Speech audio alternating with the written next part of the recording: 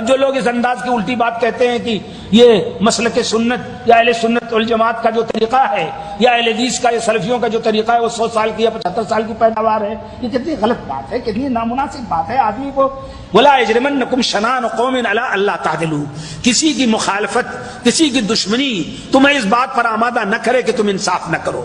اعْدِلُوا هُوَ أَقْرَبُ لِلتَّقْوَىٰ، اور تاریخ تو آپ سے انصاف کرا لے گی، تاریخ آپ کی باتوں کو نہیں مانے گی۔ تاریخ عجیب ہے، یہ اتنی ظالم چیز ہے اور اتنی منصف چیز ہے کہ رفتہ رفتہ پورے طور پر سب آ جائے گی اور سب کو اقرار کرنا پڑے گا۔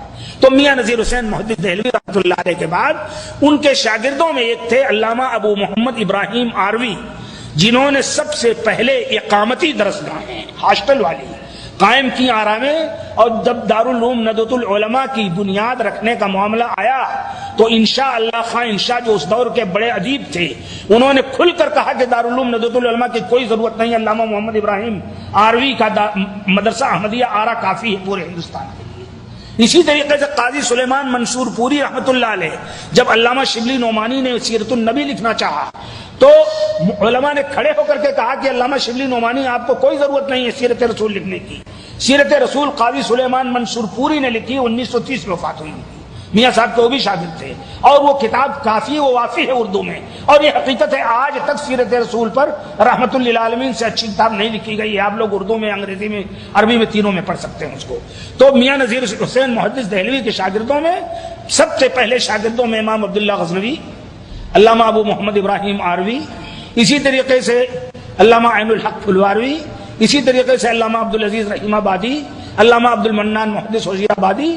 ان لوگوں نے جگہ جگہ بیٹھ کر ادارے قائم کیے اور طلباء کو حدیث اور قرآن کا درس دیا، اور پھر ان کے شاگردوں کا سلسلہ پھیلا جو پورے ہندوستان میں، نیپال میں، بنگلہ دیش میں، برما میں، انڈونیشیا میں، آپ کو معلوم نہیں ہے، یہ آپ کے مدینے میں جو دارالحدیث ہے، یہ آ کر کے میاں نذیر حسین صاحب محدث دہلوی کے ایک شاگرد تھے مولانا احمد دہلوی، انہوں نے یہاں دارالحدیث کھولا، آج بھی سب سے بڑا ایک ادارہ ہے۔ اسی طرح دارالحدیث جو اجیاد میں وہاں مکے میں ہے، یہ بھی ان کے شاگردوں نے آ کر کے کھولا، بعد میں محمد بن عبدالرزاق وغیرہ نے اس کی محنت کی۔ یہاں سے لوگ گئے کہ 4 پریش تھے ان کے پاس، نواب صدیق حسن خان کے پاس، جو شب و روز حدیث اور تفسیر کی نشر و اشاعت کا کام کرتے تھے۔